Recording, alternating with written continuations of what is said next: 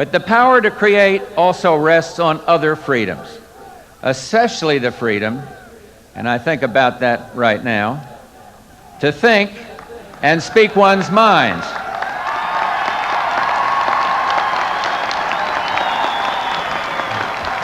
This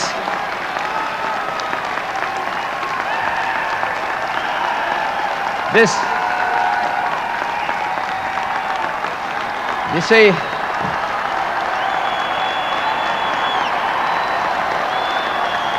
thank you.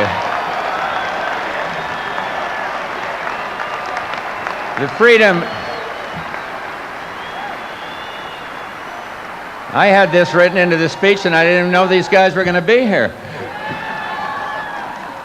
No, but seriously, the freedom to speak one's mind, that may be the most fundamental and deeply revered of all our liberties. Americans, to debate, to say what we think, because you see, it separates good ideas from bad. It defines and cultivates the diversity upon which our national greatness rests.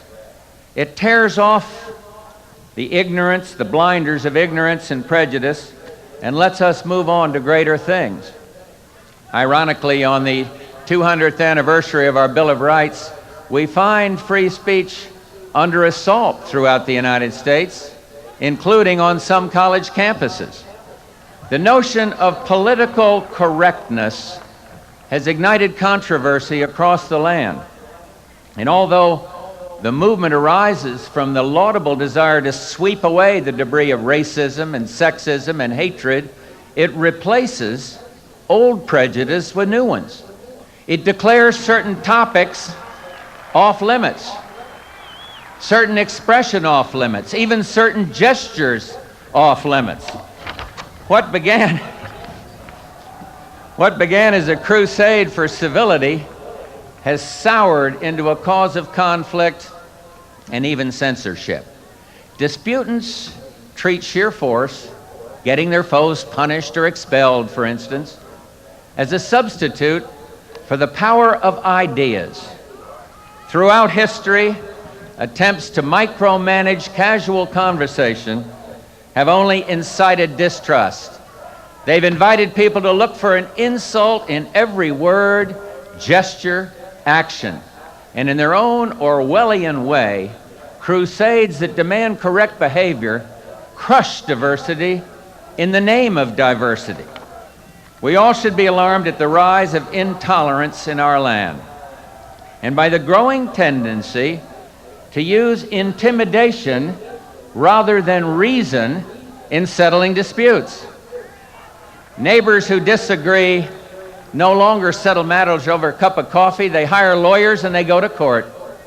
And political extremists roam the land, abusing the privilege of free speech, setting citizens against one another on the basis of their class or race. But you see, such bullying is outrageous. It's not worthy of a great nation grounded in the values of tolerance and respect. And so let us fight back against the boring politics of division and derision. Let's trust our friends and colleagues to respond to reason. As Americans, we must use our persuasive powers to conquer bigotry once and for all. And we must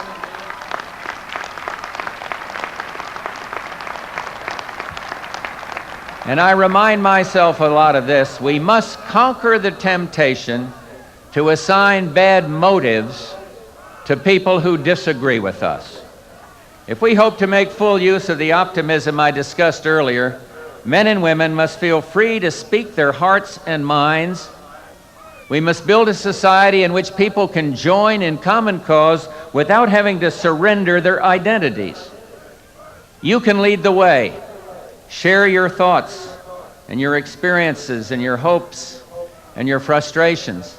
Defend others' rights to speak. And if harmony be our goal, let's pursue harmony, not inquisition.